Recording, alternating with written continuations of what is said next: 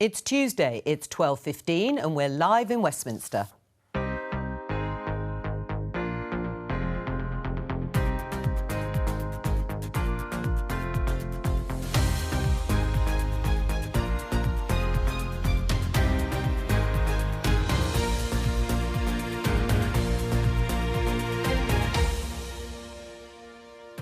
Joining me, Conservative MP Steve Baker, Labour MP Siobhan McDonough, Unison General Secretary Christina McAnea and Chief Executive of the website Conservative Home, Mark Wallace. Today, is this a good use of money? A royal yacht is a great idea and I'm very positive about it because I think it will more than pay for itself many, many times over. This is a big promise. We are pledged here in the UK to deliver net zero by 2050. We have a responsibility to our planet to lead in this way and to do this. Steve Baker says it's a ruinous economic experiment. Is he right? Labour calls for the Windrush compensation scheme to be taken away from ministers. And COVID causes chaos in England and Scotland's Euros campaign. We're abiding by all of the regulations, and at the moment that's why the two boys are having to isolate until we have more information and confirmation of where we stand. Well, let's start with that story from Gareth Southgate responding to the news that England footballers, you can see in these pictures either side there, Mason Mount and Ben Chilwell are self-isolating after coming into contact with Scotland's Billy Gilmour, who has tested positive for COVID-19. Now, Billy Gilmour is the only player in the Scotland squad who is self-isolating, and then the two England players that I have just mentioned.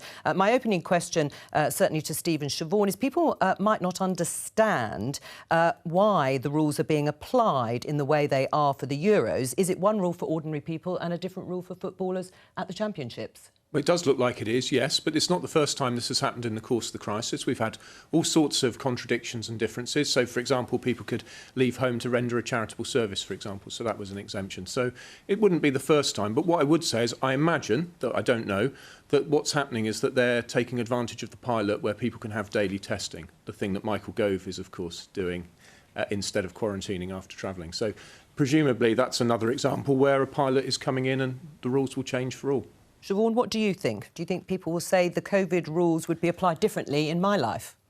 The rules are being applied differently, but then they have for football throughout the crisis. It's like the kind of safety valve. I mean, we're all enjoying the Euros. Nobody wants to stop, and it would be a brave person to stop Scotland playing tonight. So it is a real challenge. I think the problem with the testing, as we discussed outside the meeting, was actually outside this programme. I think it's 5 days before the virus will actually show up. So the daily testing up to today is really not going to work. So big blow, Christina, for Scotland that Billy Gilmour isn't playing. Would you have liked to have seen the players vaccinated before they went to the Championships? That was the suggestion from Gareth Southgate, but in the end it didn't happen. They weren't given that priority. Well, there was a lot of special pleading throughout the pandemic, particularly when we went into lockdown last year, for specific groups. I mean, we ourselves in Unison were calling for people like classroom assistants and teaching assistants to be vaccinated, and other groups were obviously putting in a plea. I mean, my view is that they have to follow the science on this. Now, I imagine these young footballers are hugely valuable to their managers and to the people who run them, and I'm sure they'll be taking every precaution they can to keep them safe. And I suppose when you talk about rules applying differently, for me, one of the things that's obvious from this is that when these young players are self-isolating, I'm assuming they're still being paid. And I think compare and contrast that with many low-paid workers who've had to self-isolate, like care workers who either go into statutory sick pay or indeed nothing.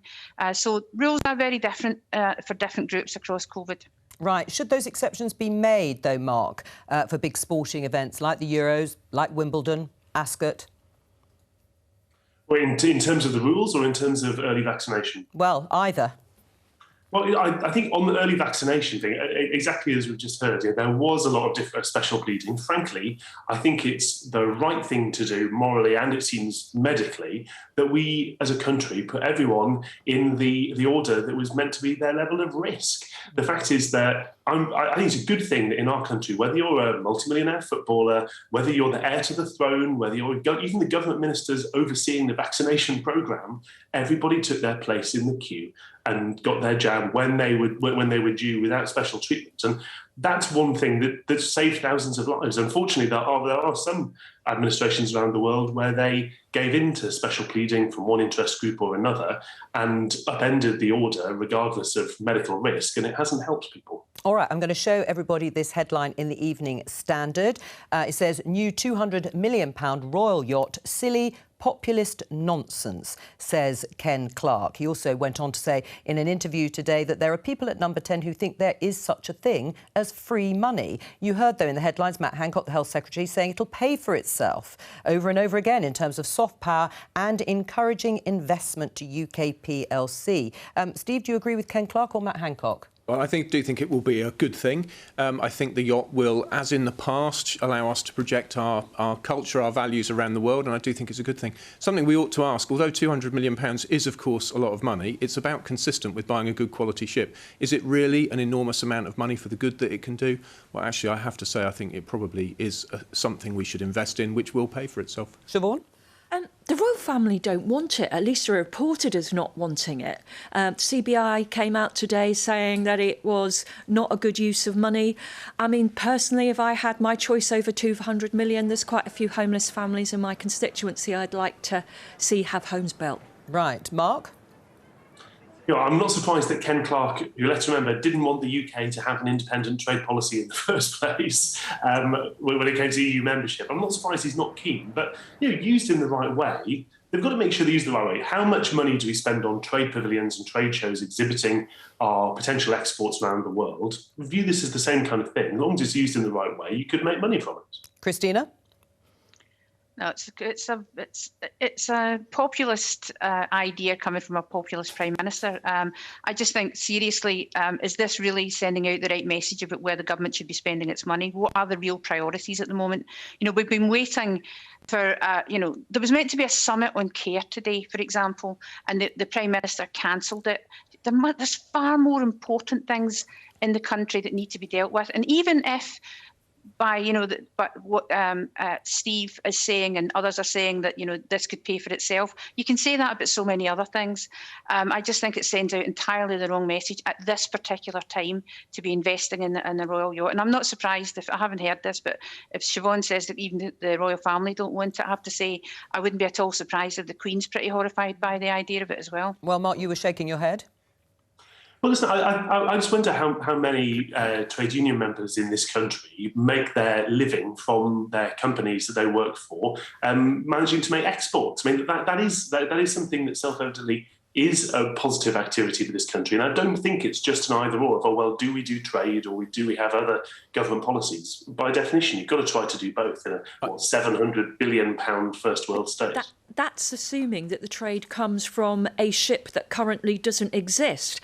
I think you do trade by producing good items at prices that people want to pay. I don't think you do it on the basis of a ship.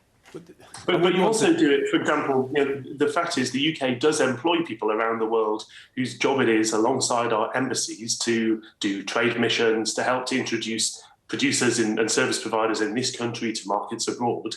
Those things, I'm assuming you'd agree, are part of successfully exporting. Siobhan? Absolutely. But the question is a £200 million ship at the time when we have government borrowing at previously unforecastable levels, at the time when we have furlough coming to an end, where we have people homeless, we have, as Christina said, the issues of social care being meetings being cancelled rather than going ahead. It's about priorities. And for me, this wouldn't be the priority. Steve? I wouldn't want to drag the royal family into this discussion. This is about a ship. Ships and aeroplanes, excuse me, and helicopters are all very, very expensive. If the government thinks it's a good investment, then they've simply got to make the most of it. All right, you have a little bit of water. Christina? Even if the evidence is there, and to prove that this actually aids trade, and I completely agree that we need to export, we need to have trade deals in the country for the country. Of course, you do. Even if the evidence was there, I would still question whether this is the right time for it. I think it sends out, I think, the wrong message at a time when people are really worried about what's going to happen in the future. There's lots of concern out there about what will happen post-COVID. And just to say, well, let's spend 200 million out of the MOD budget on the Royal Yacht, I think just... people, I know most of our members, I think, would be pretty horrified by it. Right, well, in terms of spending... Oh, sorry, go on, Steve. The ship can be used for other purposes. So you can well imagine this also being a fallback hospital ship. So, I can see that the MOD, if the ship is well designed, the MOD could put it to good uses in contingency were it not being used for trade purposes. So I don't think we should be too narrow, and we shouldn't lose sight of just how much money is spent on equipment right across the board. All right, well, let's not be narrow. Let's broaden it out to the other point that Ken Clarke was making. He's no longer a Conservative MP, Mark, but he may find some sympathy with people in the Conservative Party who worry that perhaps their party and the government is letting spending get out of control. Well, this is somewhere where I think Siobhan and I, for example, do have some common ground, which is, if you leave aside the principle of the activity, the question of being careful about the cost, of course, that's important. That applies whether it's on this particular project or whether it's on other things. And to a certain extent, we're seeing, a once-in-a-century event that we're coming out of, but a once-a-month conflict in British government back to time immemorial, which is Downing Street number 10 Downing Street wants to spend money, and number 11 Downing Street wants to look at the balance sheet and look ahead. There are important questions for Conservatives in terms of how, once you open the taps in a crisis, how do you manage to rein that control back in? Remember, there were a lot of World War II analogies flying around last year about public spending. The big expansions of the state and the exchequer in World War II took until the 1990s in some cases, in a few cases even beyond that, to undo. So you have to be very careful not to get not to get completely addicted just to splashing the cash. Right, is the party addicted to it, Steve, in terms of splashing the cash? And actually, if it does have to be paid for, we've had a discussion already yesterday about a potential raid on pensions or ending the manifesto commitment to the triple lock. Would you be in favour of that? Well, to take a couple of those questions, first of all, where's the money coming from? So we're borrowing this money, but we're borrowing it from the Bank of England, creating it through QE. Now, I'm afraid inflation is going to burst that bubble, and that's going to cause a really serious problem when the amount of money we're spending is so very high. I think that actually the government might find it's changing the mandate of the Bank of England, and that would be very serious. On the triple lock, if you look at the situation we're in at the moment, there's a real problem that because low-paid people have lost their jobs through coronavirus, we could now end up seeing earnings apparently soaring, rise, and then pensions going up to follow earnings. And I think that would be a real injustice when it's lower-paid people who've lost out. So I do think, I'm afraid, that the triple lock should be modified and possibly reduced to a double lock to remove the 2.5%. I think that in the circumstances we face, we've got to be really serious about where the big bucks go, and I'm afraid the pensions triple lock, particularly in the context of the earnings figures, should really be on the table for discussion. Right, and the triple lock obviously being pensions rising in line with either wages, 2.5%, or inflation, whichever is the highest. Christina? I would hate to see the triple lock disappear, and I think it's good to see people are concerned about the low-paid, but I think low-paid workers are the ones who are most likely to be dependent on their pension in older age, and to see that being devalued or run down would just increase pensioner poverty. Well, I think in terms of whether the government's spending too much, I think what they have to do is think about what we're spending, why we're spending it. So I'm all in favour of, being careful about the country's money and where we spend it. But you have to look at what it is that got us through the pandemic this time round, and it was having. We absolutely need well-resourced, sustainable public services to get us through any kind of crisis, and if we don't invest in them going forward, if we don't invest in the workers who provide those services, we'll start to see higher turnover, which again costs money because you have to continually recruit and train staff. We have to be looking at all of these things, because this will not be the last crisis that the country faces. There will either be a new variant of this, there will be different viruses possibly, we'll have climate change, the issues that come from that. There are bound to be things coming towards us over the next few years that we can't foresee at the moment. And the way to do that is to have a resilient public sector as well as a strong economy. I'm not denying, obviously that's important too, but it's how you actually have resilient public services that get you through that. And I recognise that has to be done through public money. One of the things I would like to see is a fundamental shift around taxation in this country. We tax earnings, but we don't tax wealth. And we've seen the increasing rise in numbers of billionaires since COVID has happened. That seems to be something that happens every year, but it seemed to be particularly beneficial to some people this year. All right, well, let's talk about that issue of taxing wealth more rather than earnings. Steve, would you be in favour of that? No, because there's something fundamentally wrong with the way our economy works. I think people have begun to face up to the reality that if you engage in hundreds of billions of QE to keep the bond market going, quantitative easing, money creation, that puts new money into the hands of people who own assets and inflates the price of those assets. So it's no wonder in this monetary environment that the people who hold financial assets have become richer. That foments then a sense of injustice about social processes in the economy and leads to just the kind of comments we've heard. I think we face a crisis of the kind people have barely begun to face up to because of the scale of QE, the coming of inflation and the dependency of the state upon that bond market. I'm afraid it is a bit complicated, but it's going to become very simple shortly. The government's, I think, going to face a crisis of the public finances and the bond market, and then it will become very tricky to know what to do. Siobhan? I think we have a huge generational time bomb financially in this country.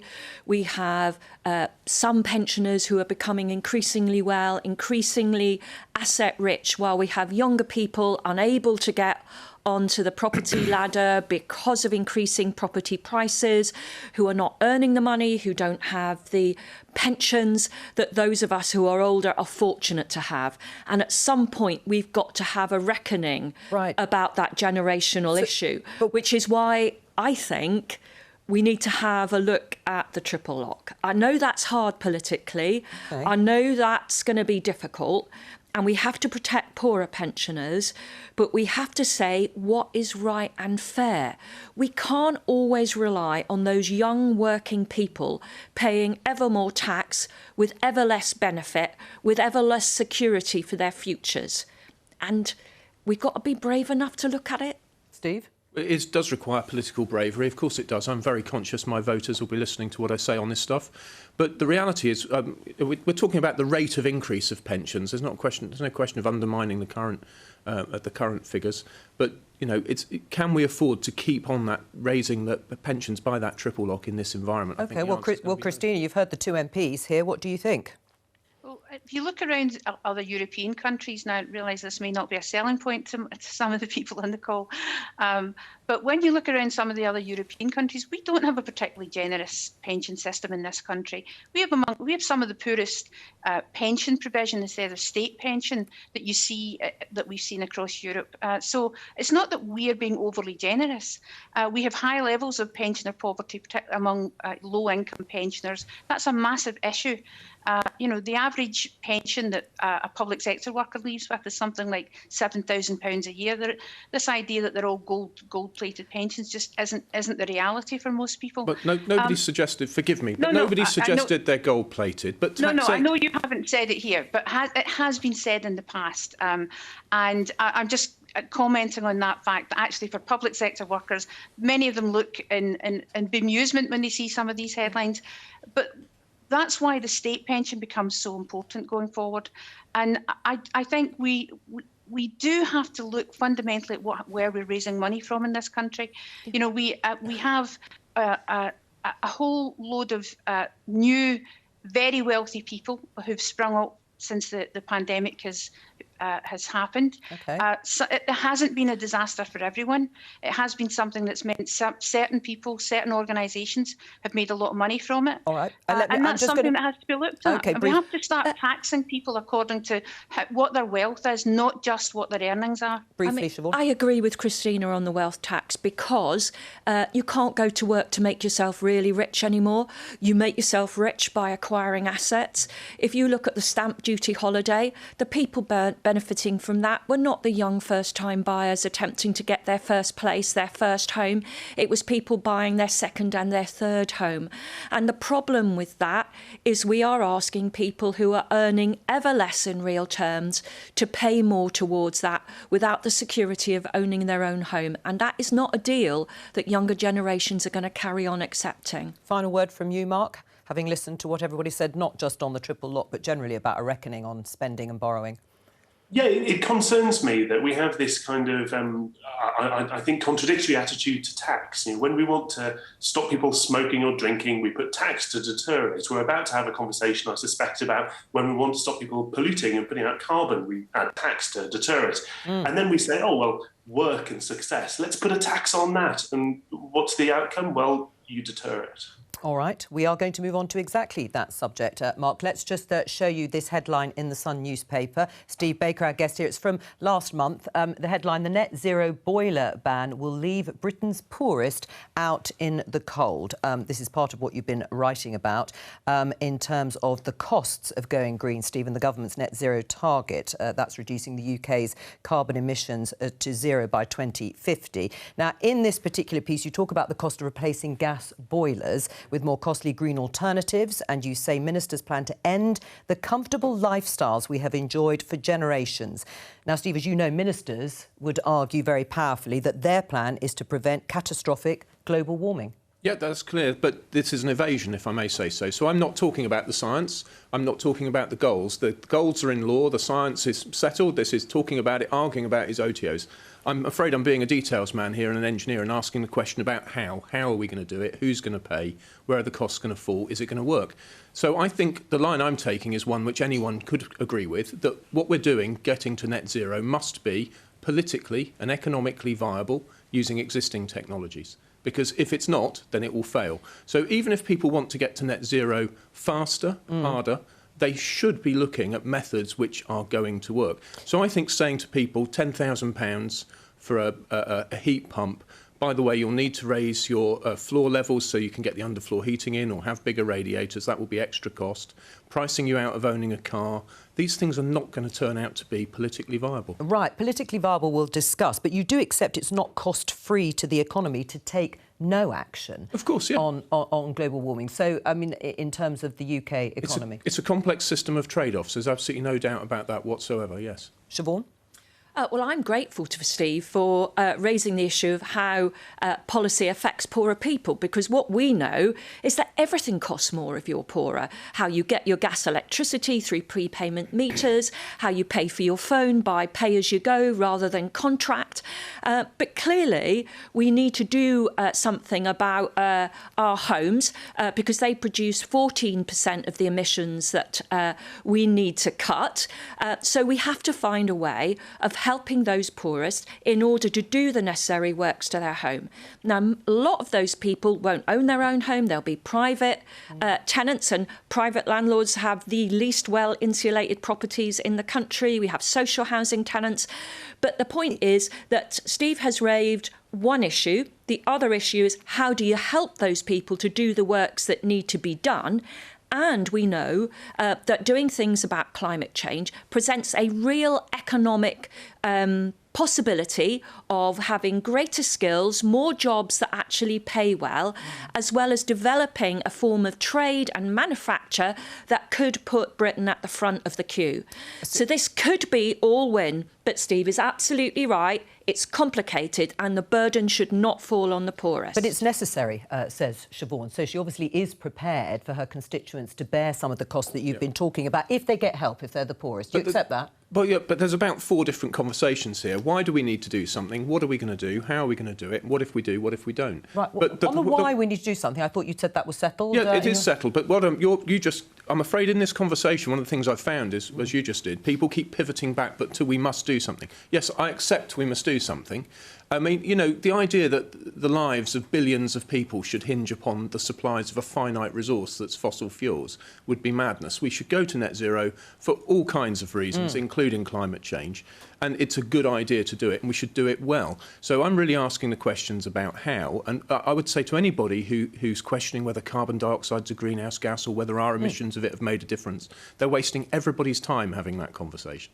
Is it viable, Mark? Is it politically? Have the politicians been honest with people about what the cost might be to individuals and to households?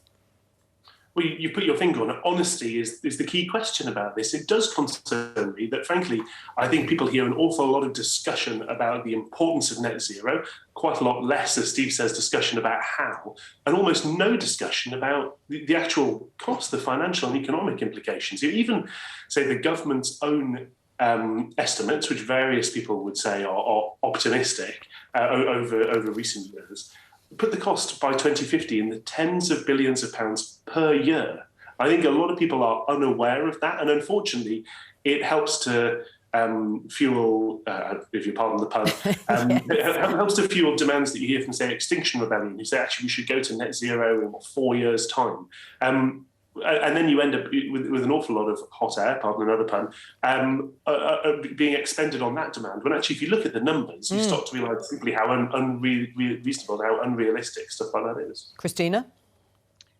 Yeah, I think you can find there's probably a lot of agreement here, which is we do have to move to net zero, but we do have to protect those who are least able to afford that move. And there has to be that.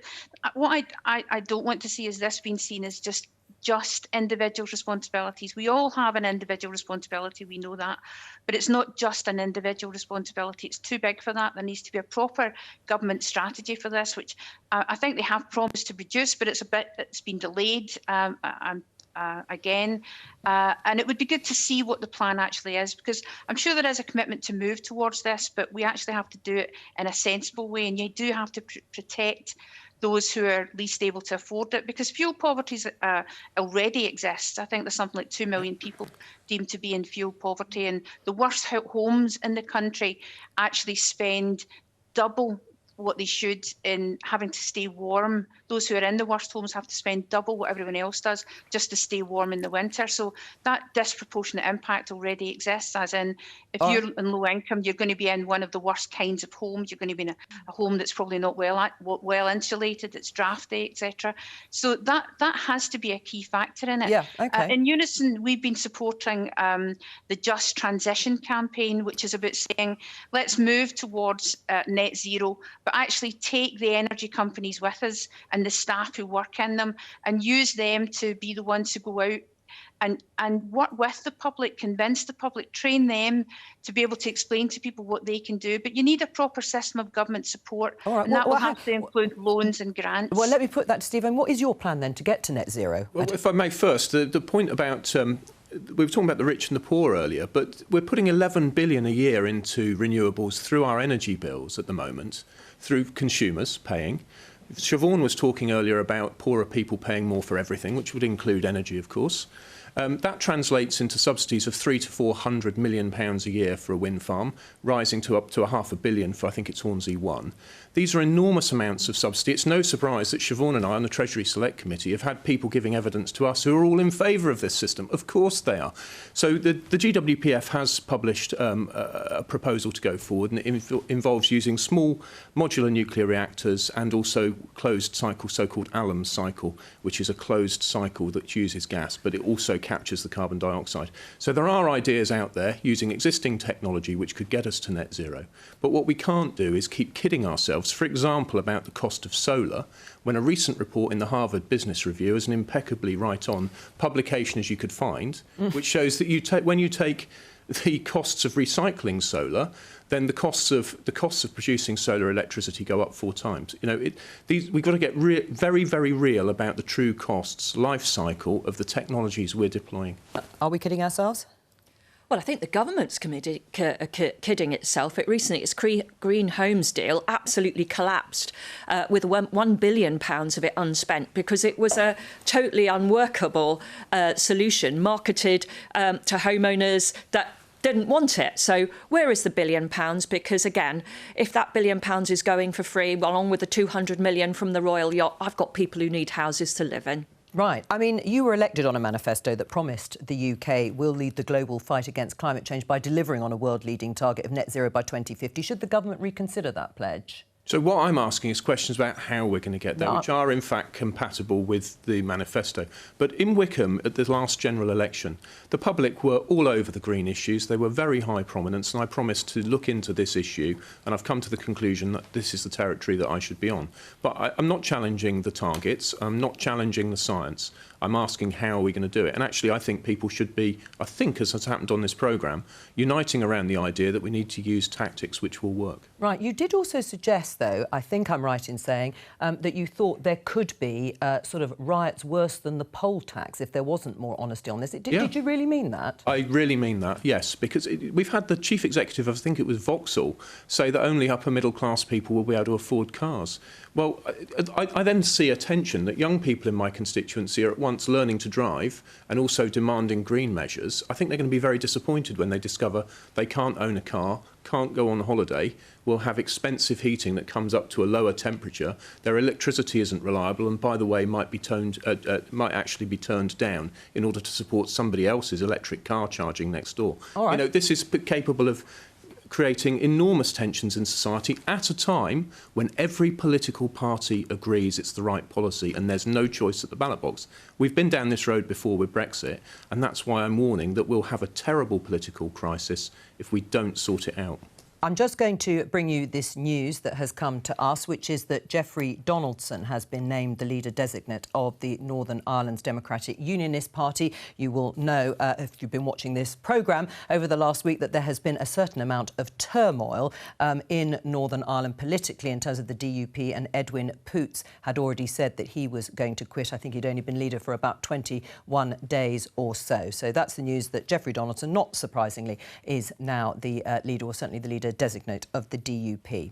We're going to talk about the Windrush compensation scheme. It's a story that we've been following very closely on this programme. Now, the scheme has always been controversial. Critics say it takes too long to process payments and doesn't pay out enough money. And now the Labour Party is calling for it to be taken away from the Home Office and given to an independent body. This is the headline in The Guardian. Independent body should run Windrush compensation scheme. Let's welcome Jackie McKenzie, lawyer representing around 200 Windrush victims. Welcome to you. Do you agree, Jackie, that the Home Office shouldn't be the ones running this compensation scheme?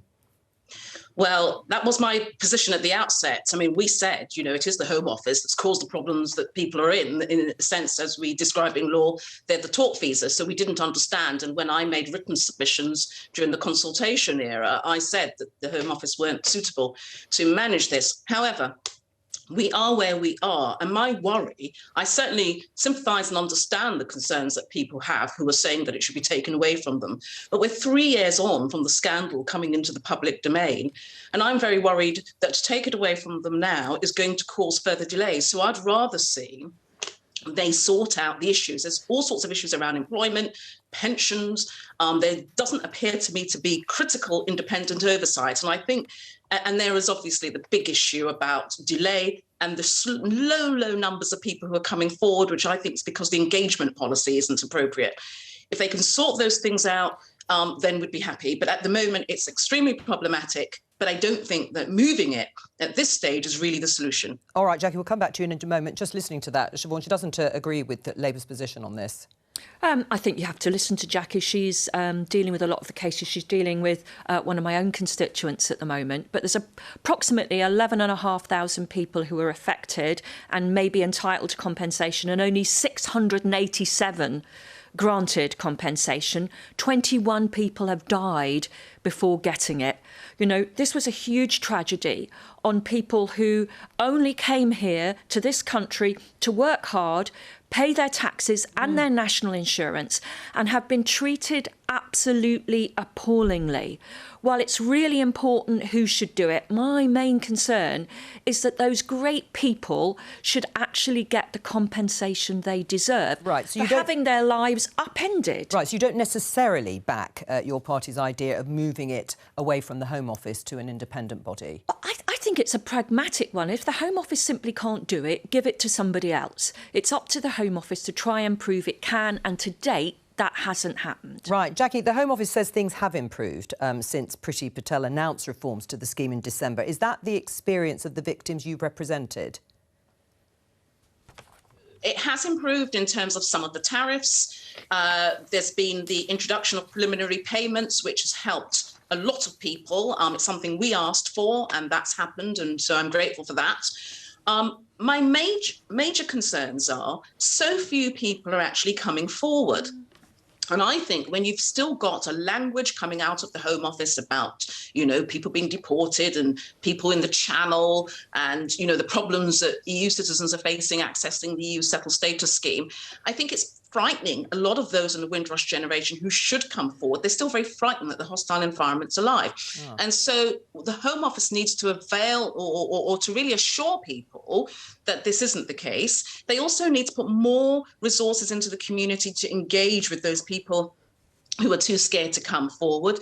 They also need to sort out the glitches in the system around the issues that I spoke of earlier, pensions and so forth, and do the job. Now, if they can't do the job, or if they won't do the job within a very short time frame to come, then I think I do have to back the idea that it goes from them. But I'm very worried that that's going to cause a delay, and the delay is causing hardship. Right. Well, Steve, do you think they've had enough time, really, the Home Office, to deal with these issues that are obviously continuing? Shouldn't it just be taken away from them, as Labour suggest, and go to an independent body? That might encourage people to come forward. Well, that's tempting to suggest that, but one of the big problems with all government schemes is the complexity of implementation and the actual business of delivery, which we've talked a little bit about. And its reputation. And its reputation. As I said in the Commons in my speech on the Windrush scheme, we need to recover our reputation for just administration. This whole episode's been utterly shaming.